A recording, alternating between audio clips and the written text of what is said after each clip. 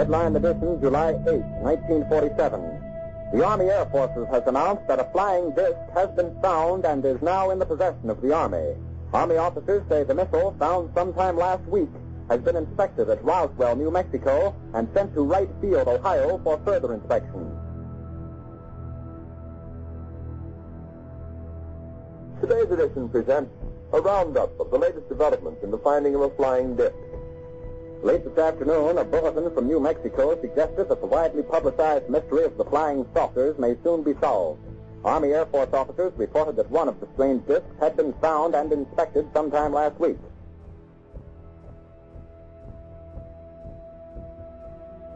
Our correspondents in Los Angeles and Chicago have been in contact with Army officials endeavoring to obtain all possible late information. Joe Wilson reports to us now from Chicago.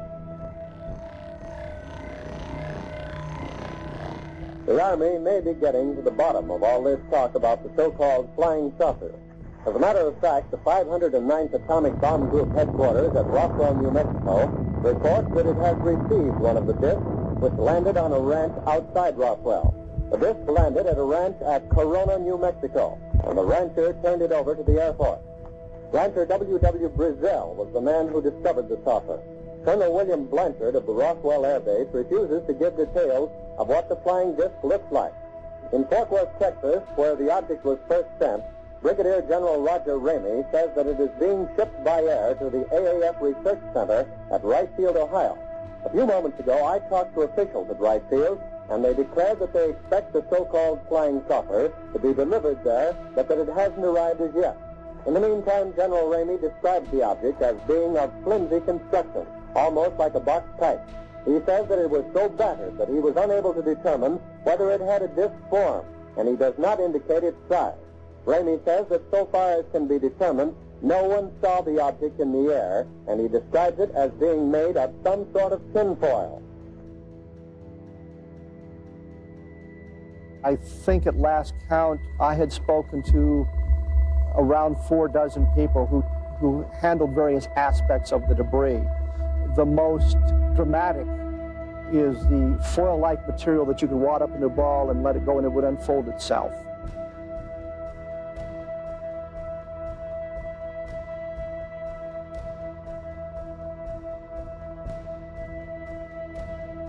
My dad would not have gotten excited over a weather balloon. He was not easily excitable, and this is the most thrilled I'd ever seen him in my life. He thought that was the most fantastic thing in the world.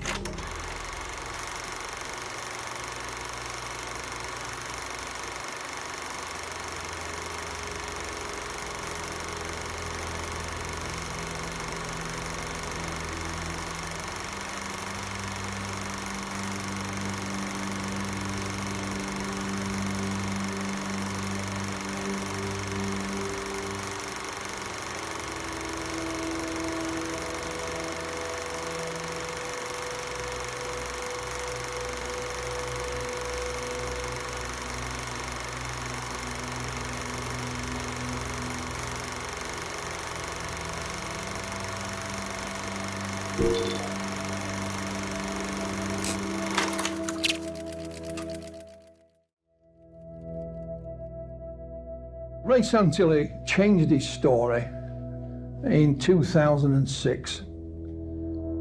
Up until then, he said that what you see on the alien autopsy film is 100% genuine. That is it. Then he changed his story and said, well, it's not quite true. A lot of the film, when we took it out of the canister, had degraded, and we were only left with glimpses of it. So what we did, we restored it, in inverted commas.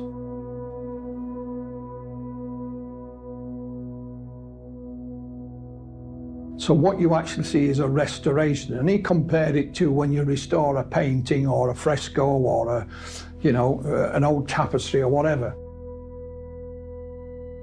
However, why did he make 2 alien autopsy films? Because there are 2. So why would you have to have 2 restorations?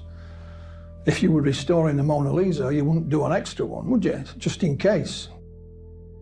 But he still claims that he did visit a military cameraman back in 1992 while in the United States, And they did show him alien autopsy film, and that his story basically is true, and he's sticking to that.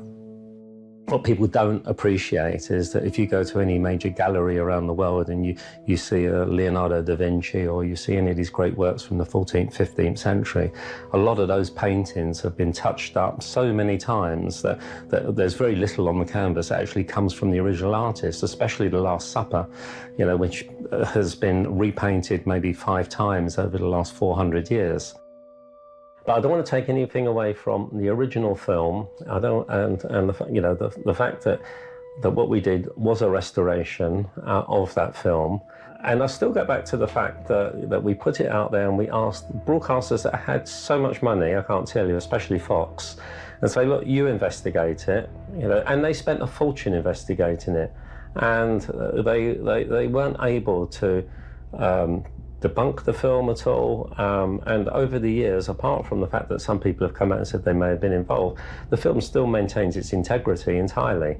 And with the release of the CIA papers recently, I think there's no doubt that what happened in 1947 is something that needs to be investigated, and people should really take seriously.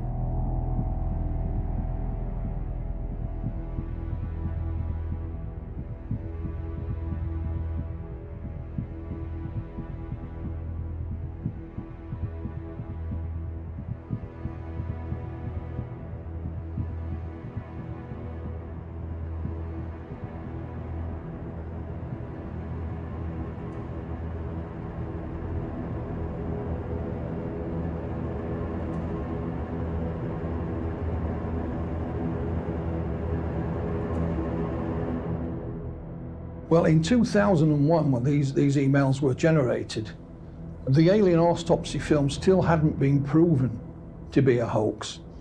UFO researchers in general accepted that it probably was a hoax, but Santilli was still sticking with his original story. He hadn't changed it at that point. So why Kit Green and others and Bigelow became interested in it is a mystery at the moment. I don't have an answer for that at all. When we look at US billionaire Robert Bigelow, he's had a long-running interest in UFOs and still does today. And Bigelow had an organization called National Institute of Discovery Sciences. He employed a number of scientists to work and study UFOs. And it was largely applauded by the UFO community, but there were always, you know, some people who were suspicious. The way I'd look at the memo is that if this is going to the boss, Mr. Bigelow himself, he's the man that, you know, presumably paid these gentlemen for their work. Would you really want to upset the apple cart? I don't know if you would or not. There could well be a possible conflict of interest, and that's something that I don't think's been taken into account. And it's something that I personally think could well be an explanation for the content, or part of the content at least, for this email.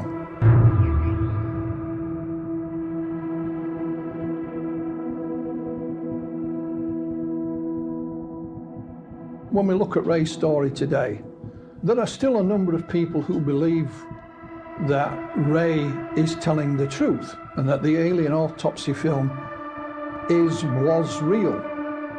And Ray said that he was threatened by whoever, mysterious forces. It is true that at one point his offices were burgled, but mysteriously the film wasn't stolen. It was still left behind. So there was a burglary, I believe, at Ray's office. So he's used that to his own benefit to say, you know, wink, wink, nudge, nudge, it wasn't a burglar, it was the powers that be, you know, the men in black. But there is no substance to this story, of course, and you know, people will believe what they want to believe.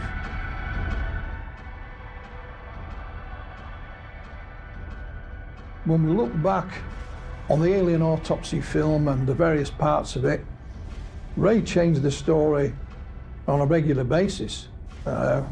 First told us the tent footage was taken out in the desert. That was pulled. No, it was all a hoax. done on me.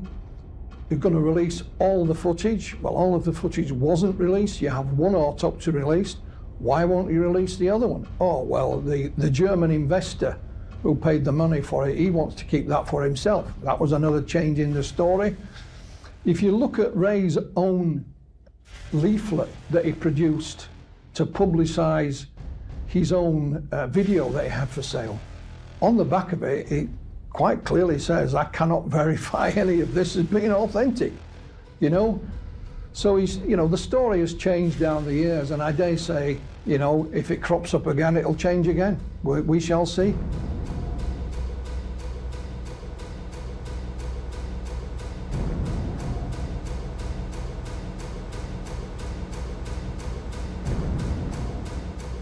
One of the misnomers about Ray Santilli and the alien autopsy film is that he will claim that Kodak verified the age. That is not true. Kodak only ever saw pieces of film that had the edge code on it, the edge code being a triangle and a square. Kodak informed him that that edge code was recycled every 20 years, was used in 1927, 47, or 1967. Kodak at no time did see any film with any image of either the creature or the debris film, so they never verified its authenticity. Ray Santilli recently, for example, claimed that Kodak wouldn't analyze the film because they didn't want to get involved in the controversy. This is not true. You know, I personally spoke with Kodak in the UK, which is in Hertfordshire. They would gladly have tested the film for its age.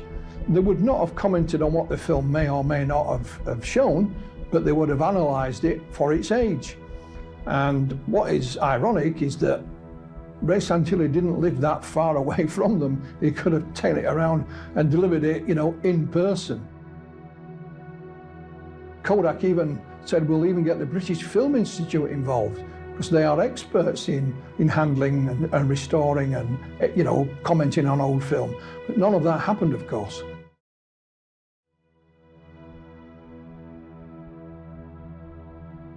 My guess is that this was done by somebody strictly for money. I think eventually it will be shown to be a hoax, but by that time, Santilli will have collected his royalties from the different television companies throughout the world, and he will have made the majority of his sales of videos.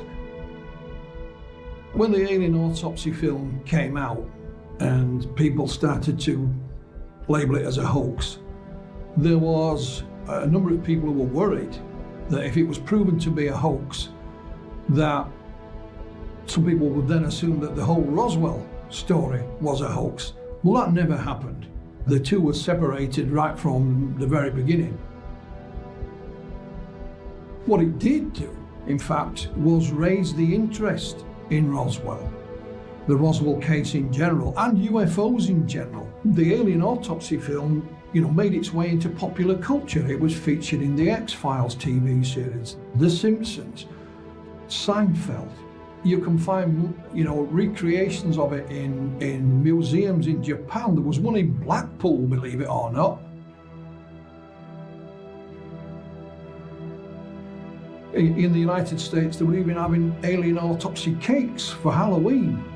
So it is firmly ingrained in popular culture and has not done any damage to the overall Roswell story at all. If anything, it's helped raise the interest in it. What happened at Roswell in 1947? That's a good question. Even the UFO researchers and the skeptics agree on one thing, that something did crash. Something did come down, something solid, something, you know, that you could pick up and hold in your hands. I was recently speaking to one of the main Roswell researchers. He's the name of Kevin Randall. Kevin has a long military career as a helicopter pilot, and he also has a PhD, but he is one of the leading Roswell researchers. Kevin did a sort of a cold case review, if you like, just recently, of the evidence and the witnesses who claim to have seen bodies at Roswell. And he's come to the conclusion that it's not as solid as we might first have imagined. So for someone of Kevin's stature to do that and say that is quite a revelation. However, he went on to say that he could find no conventional explanation for what happened at Roswell, i.e. a rocket, a balloon, a mogul balloon, or anything else you can think of. He looked very hard to try and find a conventional explanation, but he couldn't find one. None that would match what the eyewitnesses were saying to him, and none that would, in his opinion, lead to the instigation of a cover-up. When you look at all the evidence for Roswell, I think it still remains a bit of an enigma. There is no evidence that can ultimately prove it was not of this earth. If it was there, wouldn't that be fantastic? But it's not. It remains just out of your grasp. You think, well, maybe, but no. Same goes with conventional explanations. There were those that were absolutely adamant this was Project Mogul. But when you look at the files of Project Mogul, the balloons that were due to be released that day weren't released because there was bad weather. And of course, what happened in Roswell was supposed to have happened during a thunderstorm. So that would kind of make sense. Same with the V-2 rockets that were, recovered from the Germans at the end of the Second World War. They were all accounted for, nothing went astray. There's no atomic bombs fallen where they shouldn't have done. So you can't put your finger on any one thing that will say this is definitely is. What you have to do is just look at the evidence for yourself and reach your own conclusion. And hopefully that someday, somewhere, something will turn up that will finally, say, well, it's that, whatever that may be.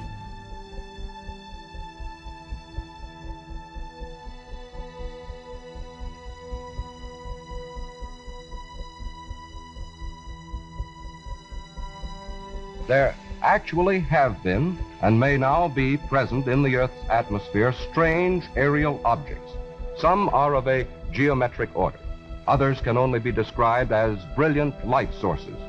Their form cannot be determined. So far, science has not been able to explain them satisfactorily as natural phenomena.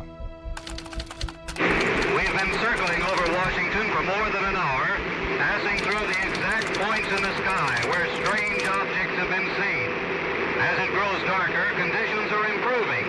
If during the next half hour there are any reports on these mysterious blips, we're going to head straight for them. Stand by. Hello? This hood supposed to be on here? Well, I identified myself as the director of the National Investigations Committee on Aerial Phenomena, which for 12 years has been carrying on a private research into UFOs with the intention of trying to get the facts and present them to Congress, the press, and the public.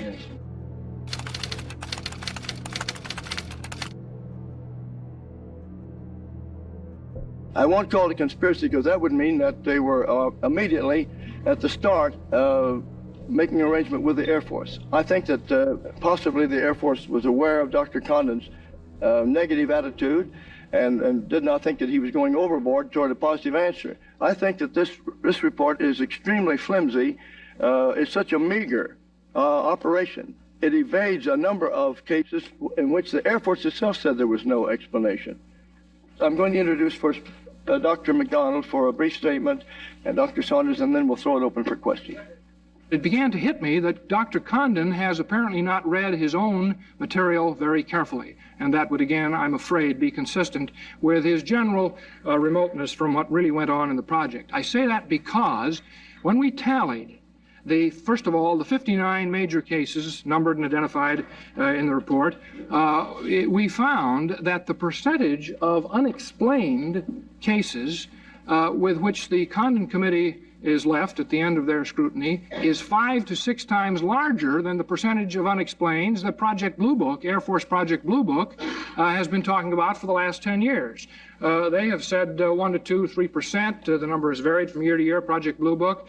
Of the 59 cases, a fraction of about 1/6 are unexplained in this sample. Furthermore, in a sample of 35 that's in another part of the report, Gordon Thayer, a very competent radar propagation and optics man, has gone through, 20% of those cases are unexplained. So here we have a strange situation of the Air Force going along saying for 15 or so years that the unexplained percentage is only 1 or 2%. My own view of the problem is that it ought to be about 25 or 30% when you look at the Air Force cases. But giving Dr. Condon this assignment, and he goes through the whole thing, and you do an actual tabulation, which he doesn't seem to have done, and you find his percentage of unexplains is 5 to 6 times larger than the Air Force. And yet, what is his principal recommendation? The principal recommendation that Dr. Condon has come through with is there's nothing of scientific interest that warrants further attention on the part of the federal government here in any major way. He recommends dropping the whole problem. We looked at their files. Interviewed now about 400 or 500 witnesses, have been at it a couple of years, and I am one scientist who has been forced farther and farther to the position that the extraterrestrial hypothesis, but I underscore that word hypothesis, is the most probable hypothesis. I'm ready to throw it over when I see something that categorically rules it out, but this is my position.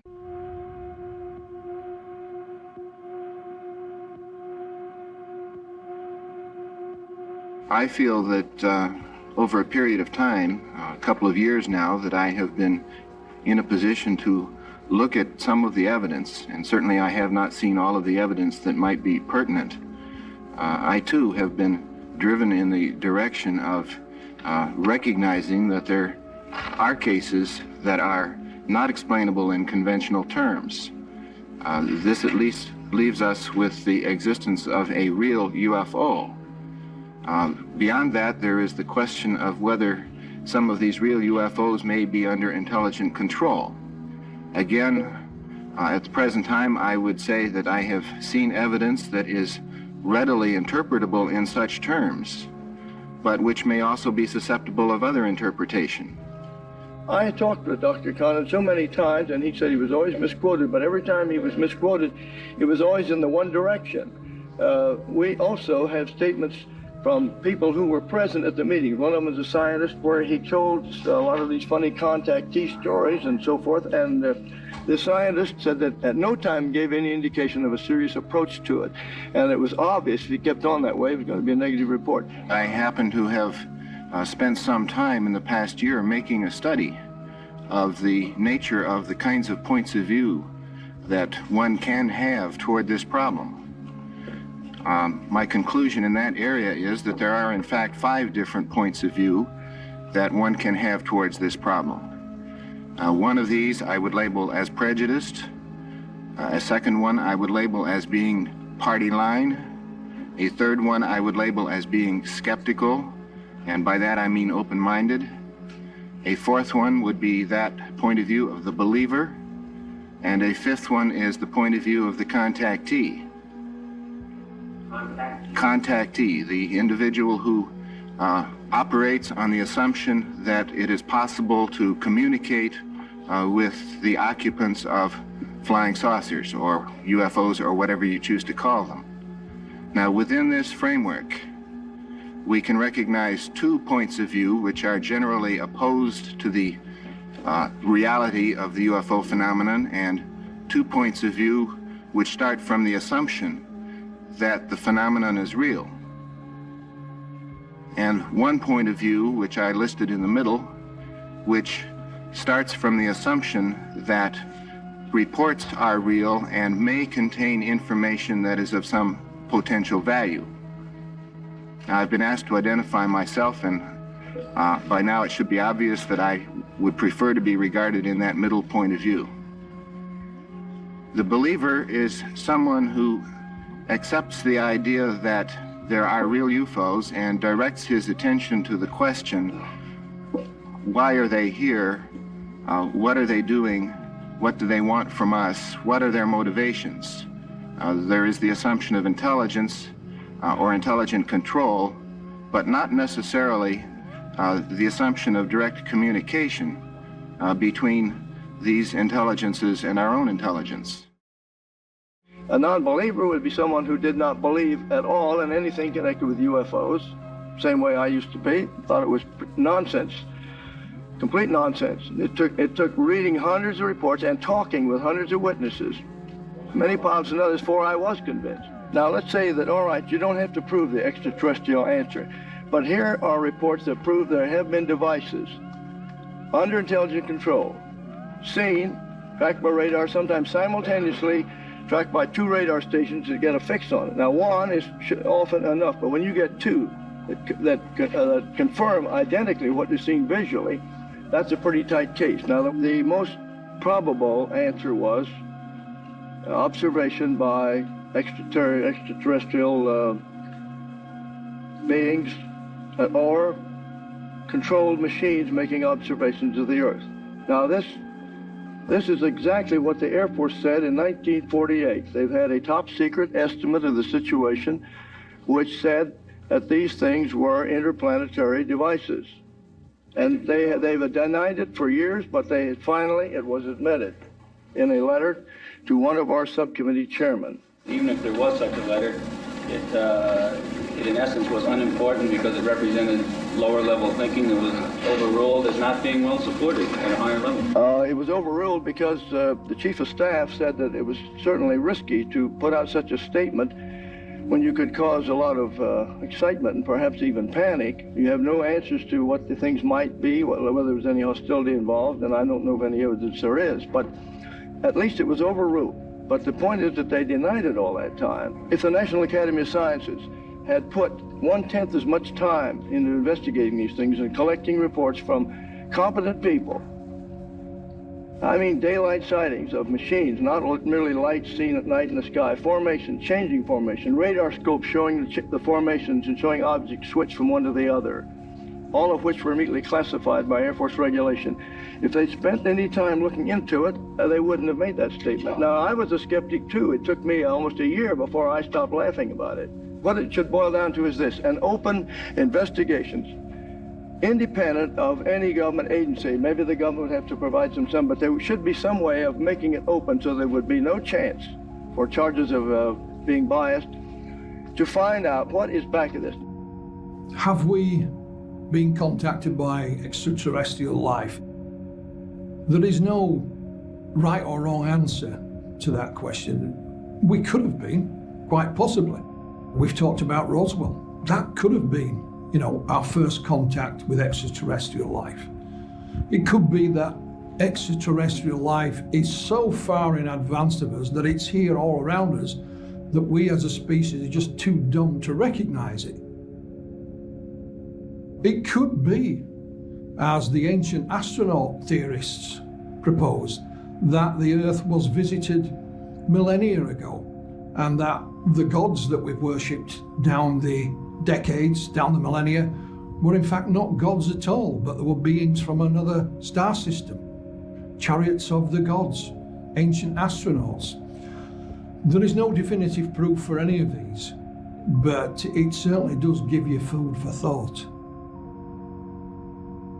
The things that floats around UFO research, be it here in the UK or overseas, is, are the governments, the major governments of this world, keeping secrets from us that we have indeed made contact with beings from another world? Well, we know that governments do keep secrets. It's part of what they should do. It is their job to keep certain things secret. In my opinion, I think they keep secrets of UFO sightings. I think we can prove that quite easily. But I personally believe that the governments are not hiding any secrets of alien contact, that in fact one of the reasons they do keep certain UFO events secret is because they are as puzzled and as baffled as the rest of us.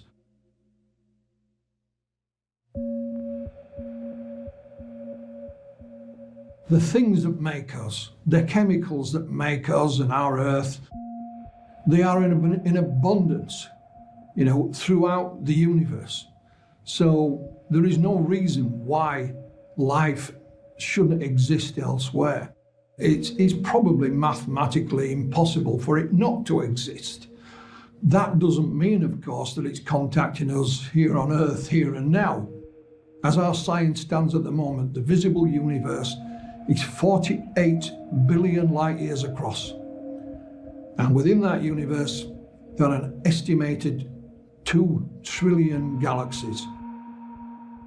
Whether you are a believer, for example, in a deity, a god of some kind, and believe in creation, or whether you believe in Charles Darwin and evolution, whichever way you look at it, for us to be alone here on this planet is an awful waste of space, you know, and I think it's highly improbable that we are the only life in this huge universe. You know, we don't want to know that perhaps it's a rare form of natural phenomena, or that we are having some kind of illusion when we see things. Belief in extraterrestrials is no different, in my opinion, to belief in a God. You know, there's no proof that God exists, but nonetheless, millions of people, if not billions, do believe in a deity of some kind. It is the most fantastic idea, but it's certainly the most popular. As the days go by, we're finding more and more extrasolar planets. We're finding out more about our own solar system. I think if you were a gambling man, you'd lay odds that the planet Mars at one point did host life, albeit maybe just bacterial life, but life nonetheless. The question is, are UFOs ET vehicles visiting the Earth? That's an even bigger question. The proof for that is not yet there. There's a lot of evidence, but not proof. So I'll continue along until perhaps, you know, I'm convinced one way or another. The biggest truth about Roswell is that something did crash there. Whether you're a skeptic or a believer, they all agree on one thing, that something crashed at Roswell in early July 1947. The other big fact is that the United States Air Force have changed their explanation for what happened at Roswell at least 3 or 4 times. So that's a real fact. And it makes you wonder if they're going to change it again at some point in the future. Well, we shall see. When you look at the ways and the reasons why the United States authorities have changed their explanations for what happened, it's always been as a result of what the UFO researchers have uncovered. So they've changed their explanation to try and do away with the information that's been uncovered by colleagues of mine in the States and things like that. One of the things they always denied at Roswell is that there was no bodies there. This was Project Mogul. There was no bodies, no dummies. It was just equipment that was used on it. However, after the alien autopsy had been shown around the world, they came up with an explanation for the bodies for the first time, saying these were anthropomorphic dummies used for parachute testing. But they weren't used until the early 1950s, so they even got the wrong decade with that. When you see these dummies, they look pretty much like you and me. They're just made of wood.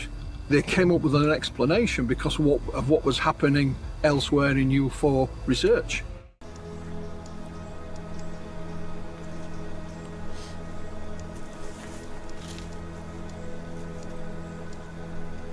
We're just a bunch of warring tribes, aren't we? So if you were flying past, would you really want to call in amongst this mayhem? Perhaps not, which is a shame, because when you see the Earth from space, it is a beautiful looking place. It really is. It does look like paradise. Something did crash at Roswell. You know, even the authorities in the US admit that.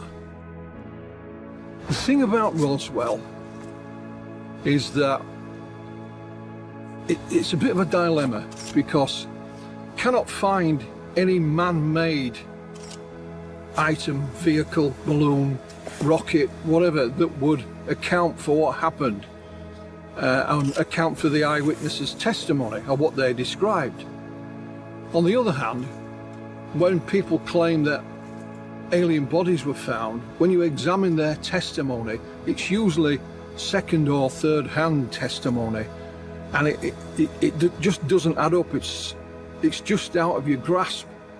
So even if you're a skeptic, you can't positively prove it was a balloon or a crashed rocket from White Sands, or if you believe it was an extraterrestrial. Again, you haven't quite got that proof.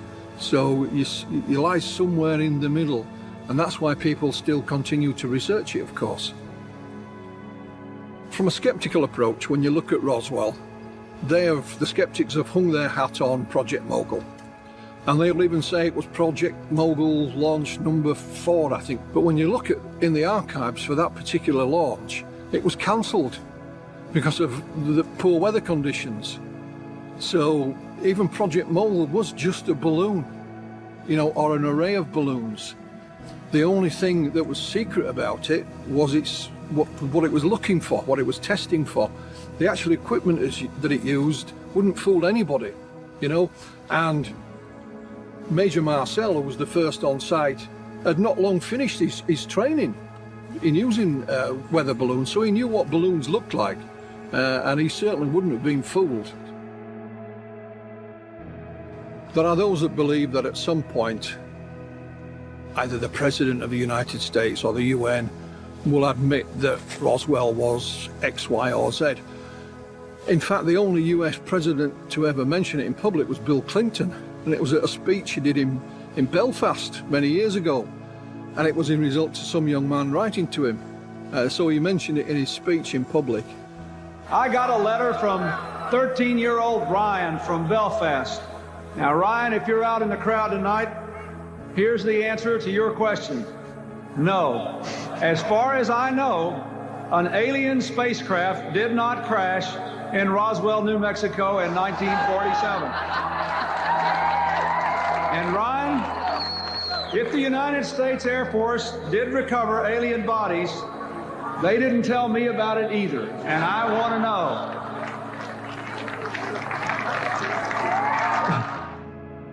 I doubt we'll ever hear any official statement other than what we already have. All the first-hand eyewitnesses to the events have all gone. They've all passed away.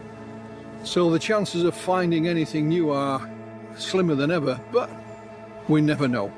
We'll keep on looking for that missing link, the Holy Grail, the Rosetta Stone, whatever you want to call it.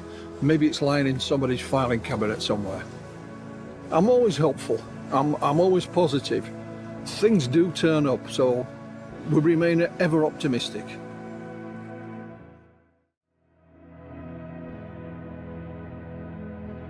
My whole take on the alien autopsy film and new leaks, new evidence and so on takes me back to when I first met Spiros Malaris.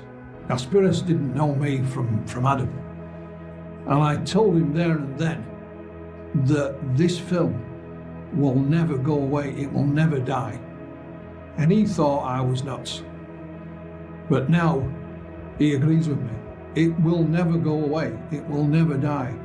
No matter what happens. There are those, as I've said, believe it's real, that Ray Santilli has been silenced. So even if Ray stood up tomorrow and said, I'm sorry guys, but it really was a hoax, and Spiros Malaris and John Humphreys and co really did make it, and it was filmed in a flat in Camden, and Keith Bateman did indeed make the tent footage in a farm in Bedfordshire, there would be those that would not believe him. They would say he's been got at, and he's been forced to say this, and it's all disinformation.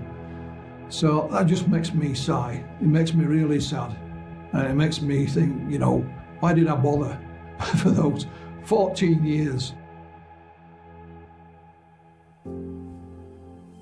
One of the reasons why I bothered, that we've not quite mentioned, is that I, at one point, was called Ray Santilli's accomplice.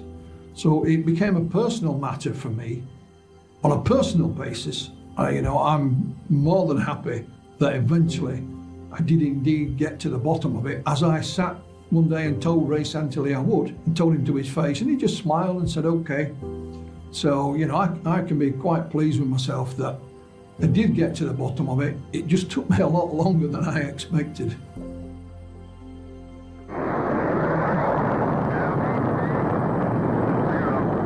When I first became interested in the UFO subject, I had a number of questions, but one overrode them all, and that was, were UFOs real? Tranquility Base here. The Eagle has landed.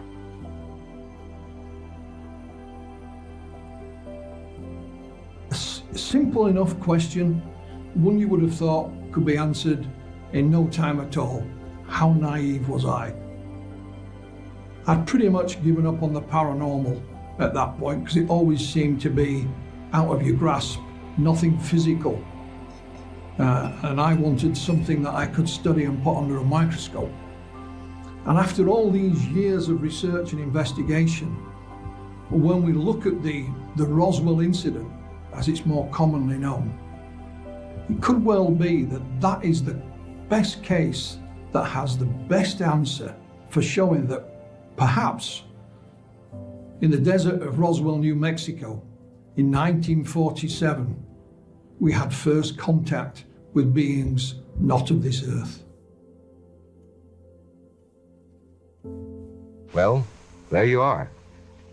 Is that convincing that we have interplanetary visitors in our midst?